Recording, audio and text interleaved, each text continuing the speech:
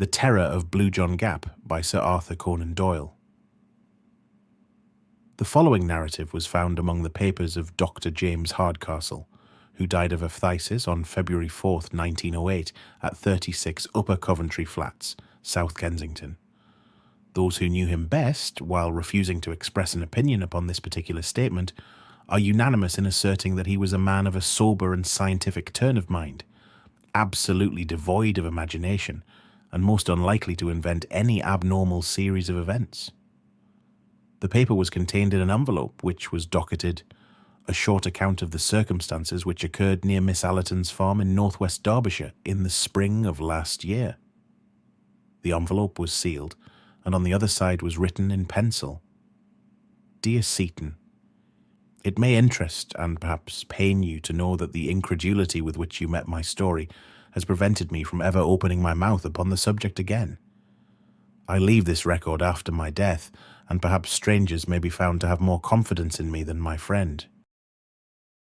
Inquiry has failed to elicit who this Seaton may have been. I may add that the visit of the deceased to Allerton's farm, and the general nature of the alarm there, apart from his particular explanation, have been absolutely established. With this forward, I append his account exactly as he left it. It is in the form of a diary, some entries in which have been expanded, while a few have been erased. April the 17th. Already I feel the benefit of this wonderful upland air.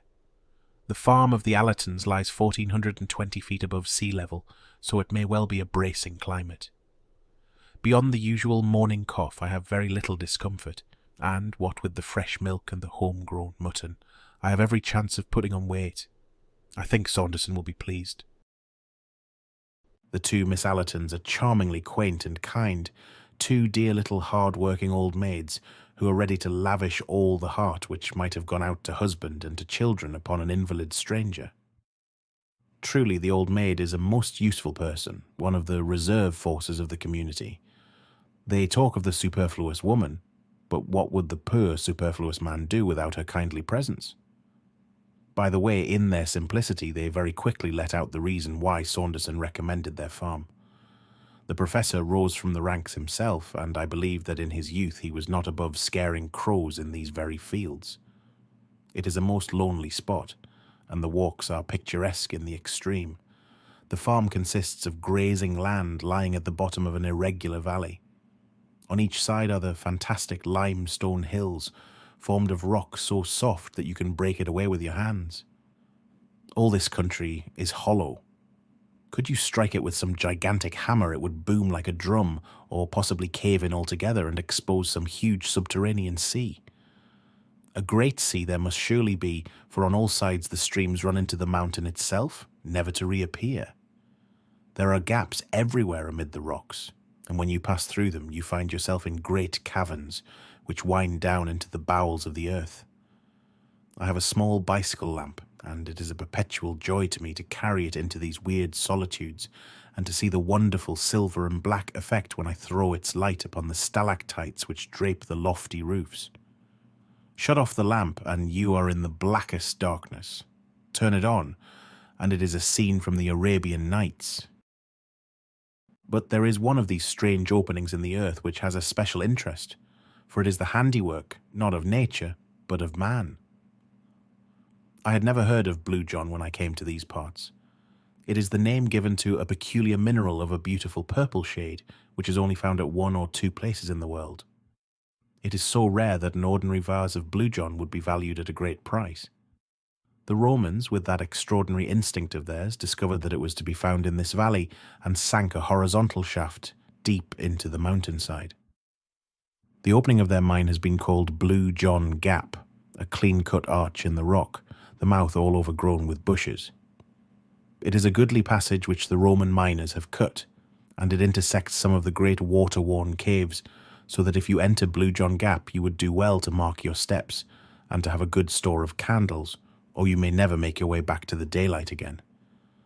I have not yet gone deeply into it, but this very day I stood at the mouth of the arched tunnel, and peering down into the black recesses beyond, I vowed that when my health returned I would devote some holiday to exploring those mysterious depths, and finding out for myself how far the Roman had penetrated into the Derbyshire hills.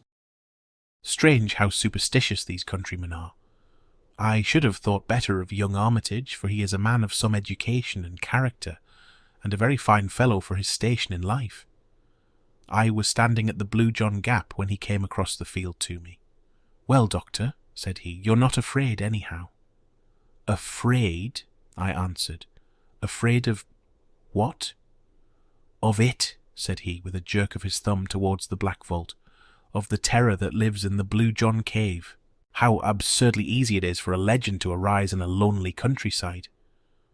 I examined him as to the reasons for his weird belief. It seems that from time to time sheep have been missing from the fields, carried bodily away according to Armitage. That they could have wandered away of their own accord and disappeared among the mountains was an explanation to which he would not listen. On one occasion a pool of blood had been found, and some tufts of wool. That also, I pointed out, could be explained in a perfectly natural way. Further, the nights upon which sheep disappeared were invariably very dark, cloudy nights with no moon. This I met with the obvious retort that those were the nights which a commonplace sheep stealer would naturally choose for his work. On one occasion a gap had been made in a wall, and some of the stones scattered for a considerable distance. Human agency again, in my opinion. Finally Armitage clinched all his arguments by telling me that he had actually heard the creature, indeed that anyone could hear it who remained long enough at the gap. It was a distant roaring of an immense volume. I could not but smile at this, knowing, as I do, the strange reverberations which come out of an underground water system running amid the chasms of a limestone formation. My incredulity annoyed Armitage so that he turned and left me with some abruptness. And now comes the queer point about the whole business. I was still standing near the mouth of the cave, turning over in my mind the various statements of Armitage, and reflecting how readily they could be explained away, when suddenly from the depth of the tunnel beside me there issued a most extraordinary sound. How shall I describe it? First of all, it seemed to be a great distance away, far down in the bowels of the earth. Secondly, in spite of this suggestion of distance, it was very loud. Lastly, it was not a boom nor a crash, such as one would associate with falling water or tumbling rock, but it was a high whine, tremulous and vibrating, almost like the whinnying of a horse. It was certainly a most remarkable experience, and one which for a moment, I must admit, gave a new significance to Armitage's words. I waited by the Blue John Gap for half an hour or more, but there was no return of the sound, so at last I wandered back to the farmhouse, rather mystified by what had occurred. Decidedly, I shall explore that cavern when my strength is restored. Of course, Armitage's explanation is too absurd for discussion, and yet that sound was certainly very strange. It still rings in my ears as I write. April 20th. In the last 3 days I have made several expeditions to the Blue John Gap, and have even penetrated some short distance, but my bicycle lantern is so small and weak that I dare not trust myself very far. I shall do the thing more systematically. I have heard no sound at all, and could almost believe that I had been the victim of some hallucination suggested, perhaps, by Armitage's conversation. Of course, the whole idea is absurd, and yet I must confess that those bushes at the entrance of the cave do present an appearance as if some heavy creature had forced its way through them. I begin to be keenly interested. I have said nothing to the Miss Allertons, for they are quite superstitious enough already, but I have bought some candles, and mean to investigate for myself. I observed this morning that among the numerous tufts of sheep's wool which lay among the bushes near the cavern, there was one which was smeared with blood. Of course, my reason tells me that if sheep wander into such rocky places, they are likely to injure themselves, and yet somehow that splash of crimson gave me a sudden shock, and for a moment I found myself shrinking back in horror from the old Roman arch. A fetid breath seemed to ooze from the black depths into which I peered. Could it indeed be possible that some nameless thing, some dreadful presence, was lurking down yonder? I should have been incapable of such feelings in the days of my strength, but one grows more nervous and fanciful when one's health is shaken. For the moment I weakened in my resolution, and was ready to leave the secret of the old mine, if one exists, forever unsolved. But tonight my interest has returned, and my nerves grown more steady. Tomorrow I trust that I shall have gone more deeply into this matter. April 22nd. Let me try and set down as accurately as I can my extraordinary experience of yesterday. I started in the afternoon and made my way to the Blue John Gap. I confess that my misgivings returned as I gazed into its depths, and I wished that I had brought a companion to share my exploration. Finally, with the return of resolution, I lit my candle, pushed my way through the briars, and descended into the rocky shaft.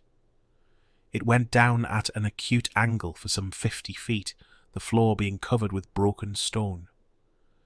Thence there extended a long, straight passage cut in the solid rock.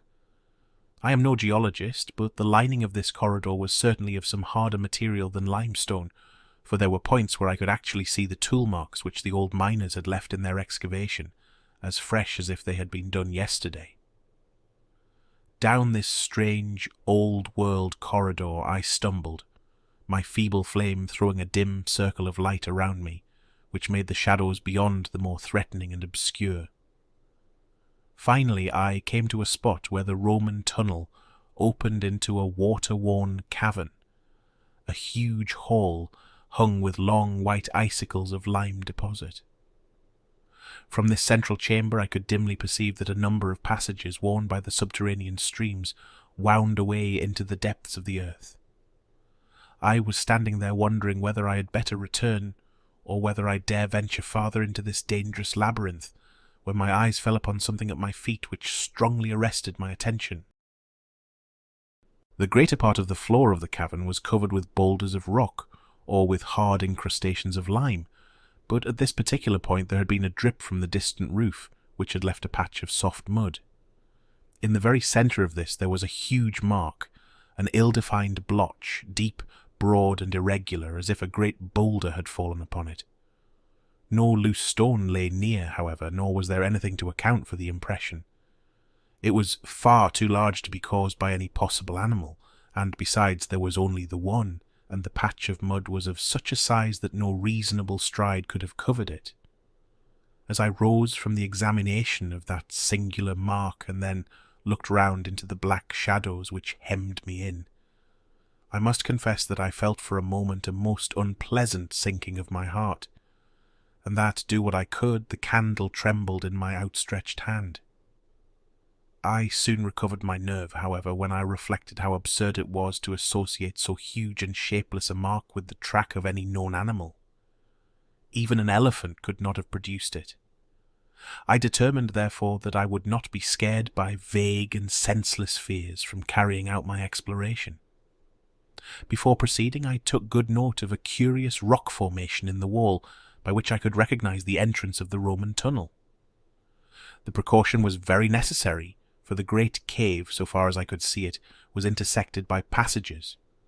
Having made sure of my position, and reassured myself by examining my spare candles and my matches, I advanced slowly over the rocky and uneven surface of the cavern. And now I come to the point where I met with such sudden and desperate disaster.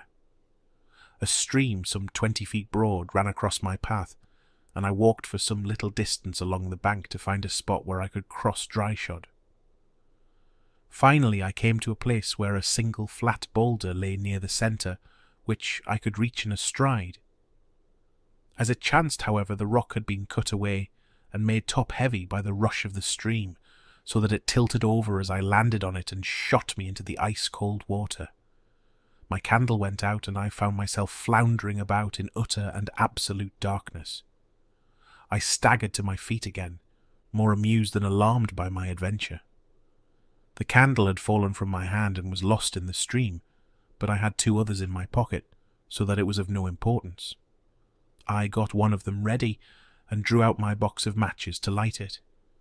Only then did I realize my position. The box had been soaked in my fall into the river. It was impossible to strike the matches. A cold hand seemed to close round my heart as I realized my position. The darkness was opaque and horrible. It was so utter, one put one's hand up to one's face as if to press off something solid. I stood still, and by an effort I steadied myself. I tried to reconstruct in my mind a map of the floor of the cavern as I had last seen it. Alas, the bearings which had impressed themselves upon my mind were high on the wall, and not to be found by touch. Still, I remembered in a general way how the sides were situated, and I hoped that by groping my way along them I should at last come to the opening of the Roman tunnel. Moving very slowly and continually striking against the rocks, I set out on this desperate quest. But I very soon realized how impossible it was. In that black, velvety darkness, one lost all one's bearings in an instant.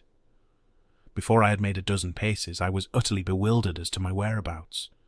The rippling of the stream, which was the one sound audible, showed me where it lay, but the moment that I left its bank, I was utterly lost.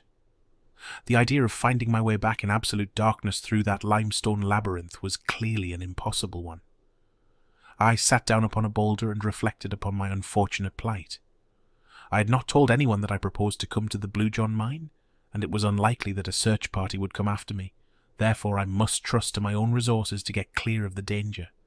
There was only one hope, and that was that the matches might dry. When I fell into the river, only half of me had got thoroughly wet. My left shoulder had remained above the water.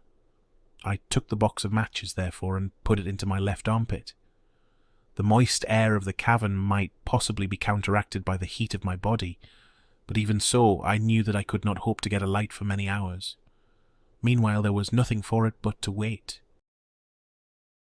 By good luck, I had slipped several biscuits into my pocket before I left the farmhouse. These I now devoured, and washed them down with a draught from that wretched stream which had been the cause of all my misfortunes. Then I felt about for a comfortable seat among the rocks, and, having discovered a place where I could get a support for my back, I stretched out my legs and settled myself down to wait. I was wretchedly damp and cold, but I tried to cheer myself with the reflection that modern science prescribed open windows and walks in all weather for my disease.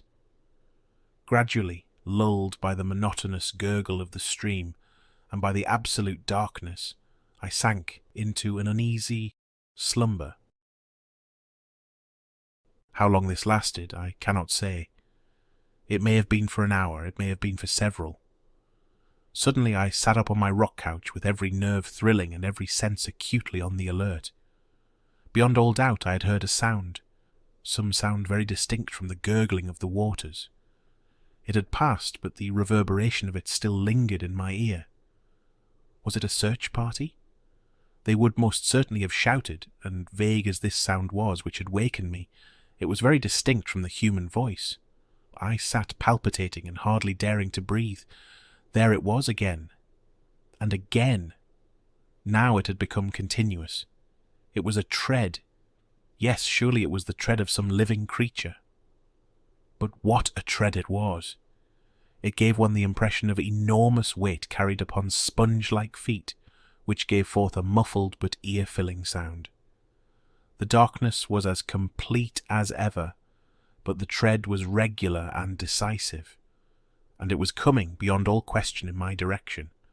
My skin grew cold, and my hair stood on end as I listened to that steady and ponderous footfall. There was some creature there, and surely by the speed of its advance it was one which could see in the dark. I crouched low on my rock and tried to blend myself into it. The steps grew nearer still, then stopped, and presently I was aware of a loud lapping and gurgling. The creature was drinking at the stream.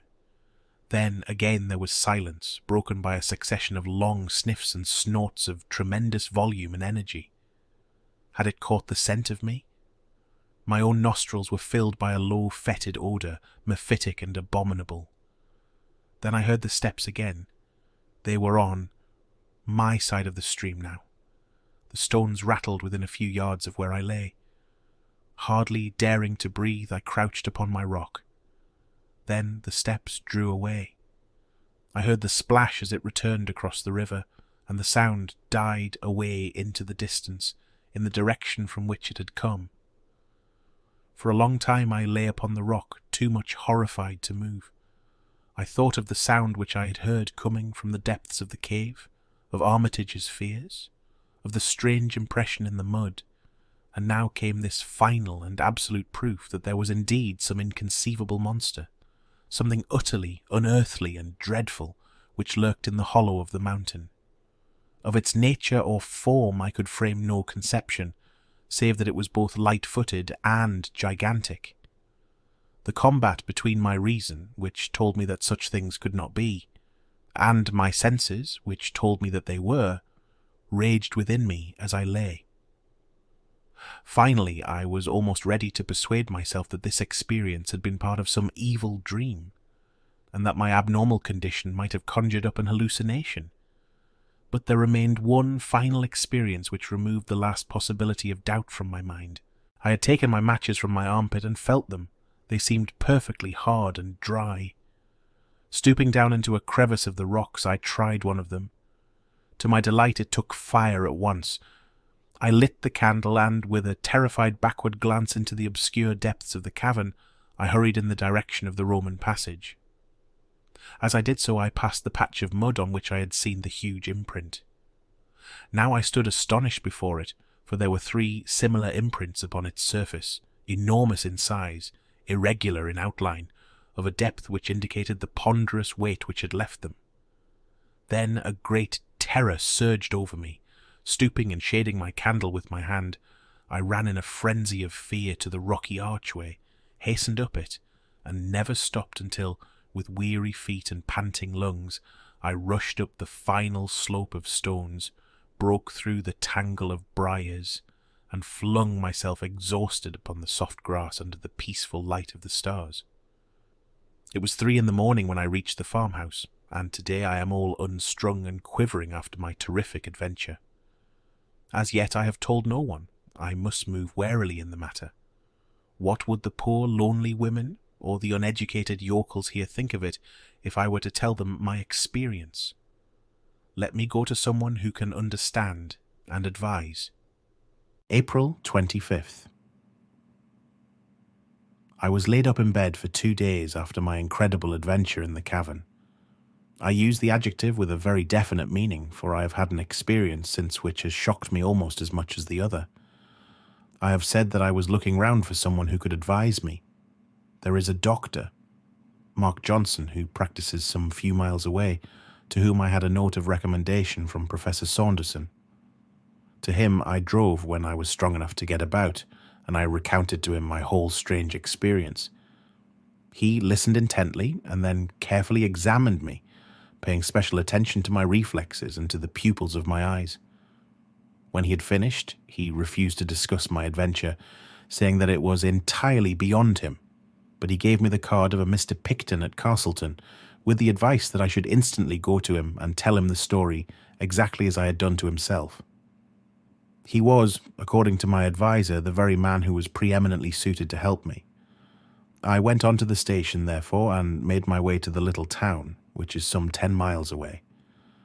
Mr. Picton appeared to be a man of importance, as his brass plate was displayed upon the door of a considerable building on the outskirts of the town.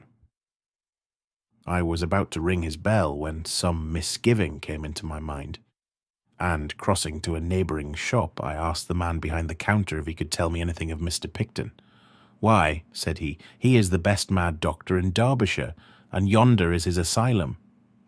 You can imagine that it was not long before I had shaken the dust of Castleton from my feet and returned to the farm, cursing all unimaginative pedants who cannot conceive that there may be things in creation which have never yet chanced to come across their mole's vision.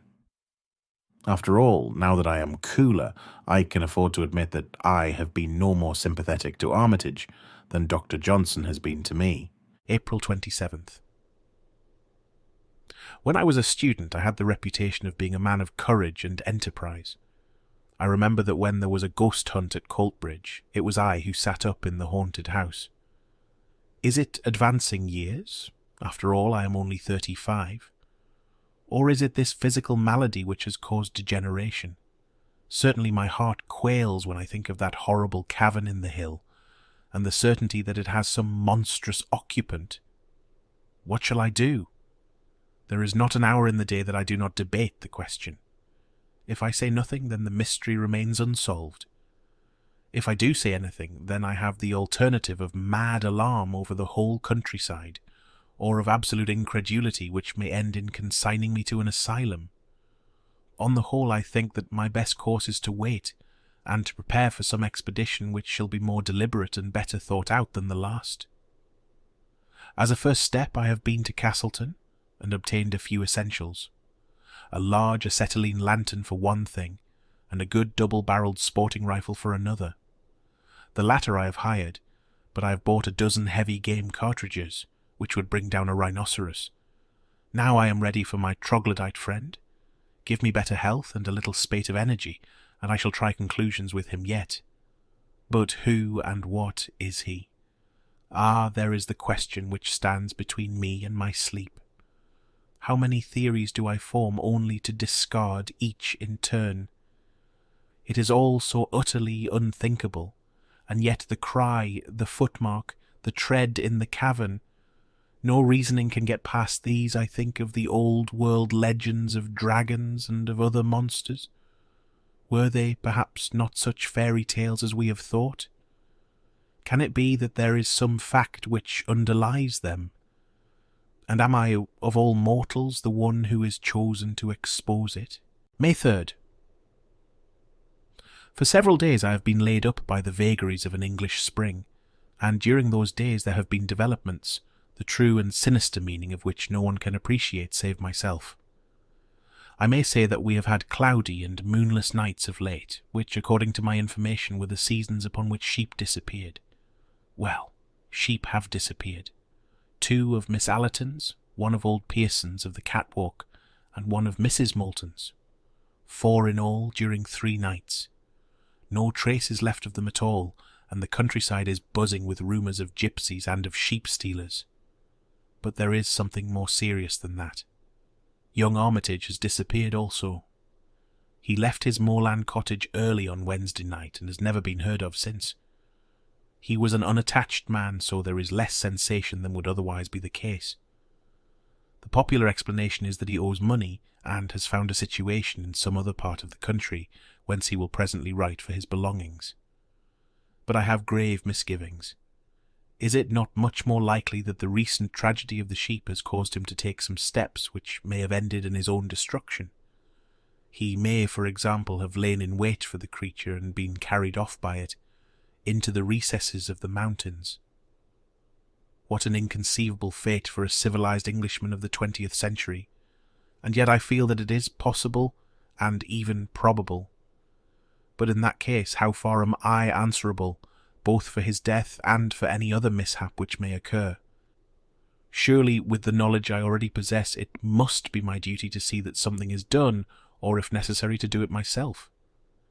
It must be the latter, for this morning I went down to the local police station and told my story. The inspector entered it all in a large book, and bowed me out with commendable gravity, but I heard a burst of laughter before I had got down his garden path. No doubt he was recounting my adventure to his family. June the 10th.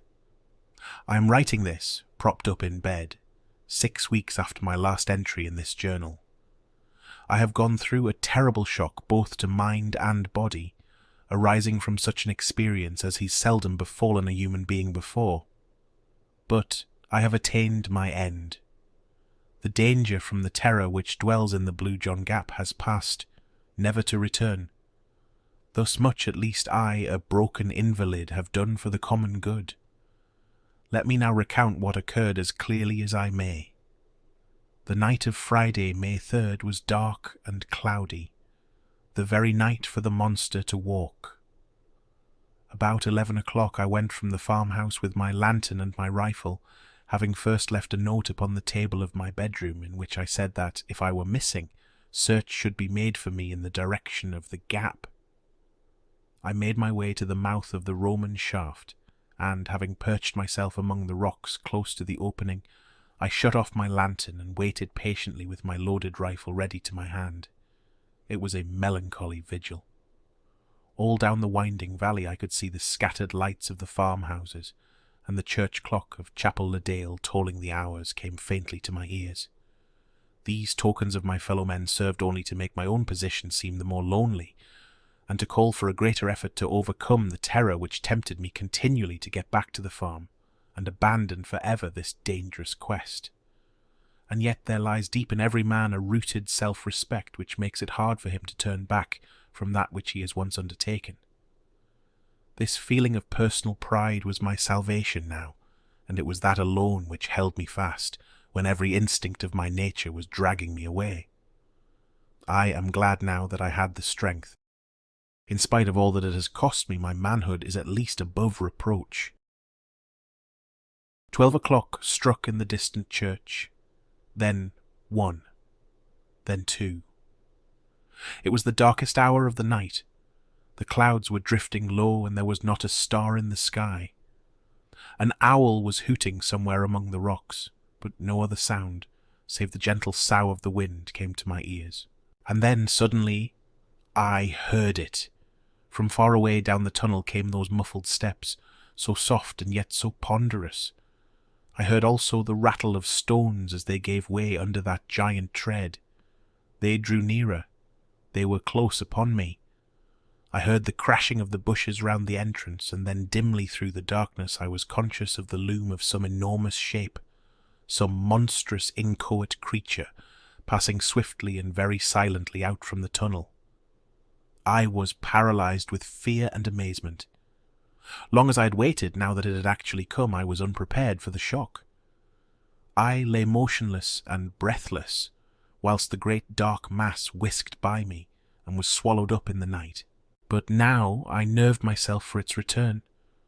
No sound came from the sleeping countryside to tell of the horror which was loose. In no way could I judge how far off it was, what it was doing, or when it might be back. But not a second time should my nerve fail me. Not a second time should it pass unchallenged. I swore it between my clenched teeth as I laid my cocked rifle across the rock. And yet it nearly happened. There was no warning of approach now as the creature passed over the grass. Suddenly, like a dark drifting shadow, the huge bulk loomed up once more before me, making for the entrance of the cave. Again came that paralysis of volition which held my crooked forefinger impotent upon the trigger. But with a desperate effort I shook it off. Even as the brushwood rustled and the monstrous beast blended with the shadow of the gap, I fired at the retreating form. In the blaze of the gun I caught a glimpse of a great, shaggy mass, something with rough and bristling hair of a withered grey colour, fading away to white in its lower parts, the huge body supported upon short, thick, curving legs. I had just that glance, and then I heard the rattle of the stones as the creature tore down into its burrow. In an instant, with a triumphant revulsion of feeling, I had cast my fears to the wind, and, uncovering my powerful lantern, with my rifle in my hand, I sprang down from my rock and rushed after the monster down the old Roman shaft. My splendid lamp cast a brilliant flood of vivid light in front of me, very different from the yellow glimmer which had aided me down the same passage only 12 days before. As I ran, I saw the great beast lurching along before me, its huge bulk filling up the whole space from wall to wall. Its hair looked like coarse, faded oakum, and hung down in long, dense masses which swayed as it moved. It was like an enormous, unclipped sheep in its fleece, but in size it was far larger than the largest elephant, and its breadth seemed to be nearly as great as its height. It fills me with amazement now to think that I should have dared to follow such a horror into the bowels of the earth. But when one's blood is up, and when one's quarry seems to be flying, the old primeval hunting spirit awakes, and prudence is cast to the wind. Rifle in hand, I ran at the top of my speed upon the trail of the monster. I had seen that the creature was swift. Now I was to find out to my cost that it was also very cunning. I had imagined that it was in panic flight, and that I had only to pursue it. The idea that it might turn upon me never entered my excited brain. I have already explained that the passage down which I was racing opened into a great central cave. Into this I rushed, fearful lest I should lose all trace of the beast. But he had turned upon his own traces, and in a moment we were face to face. That picture, seen in the brilliant white light of the lantern, is etched for ever upon my brain. He had reared up on his hind legs as a bear would do, and stood above me, enormous, menacing, such a creature as no nightmare had ever brought to my imagination.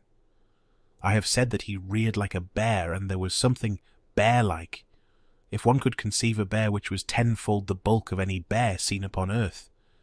In his whole pose and attitude, in his great crooked forelegs with their ivory white claws, in his rugged skin, and in his red, gaping mouth, fringed with monstrous fangs.